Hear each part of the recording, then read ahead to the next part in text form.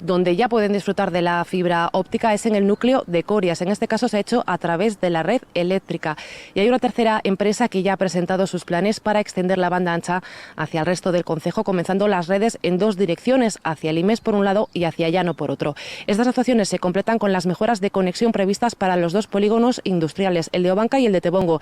El primero ya cuenta con red de banda ancha y se trabaja para llevar la fibra óptica, y en el caso del de Tebongo se están barajando las opciones que en cualquier caso estarán listas antes de final de año. Además, el alcalde y el director general de Innovación, que se han reunido esta mañana, han avanzado que se estudian diferentes alternativas para mejorar los problemas de cobertura en zonas como Monasterio de Hermo o las montañas. Hay 3 teleoperadoras que están trabajando ahora sobre el terreno para extender esa fibra óptica y esa mejora de las telecomunicaciones.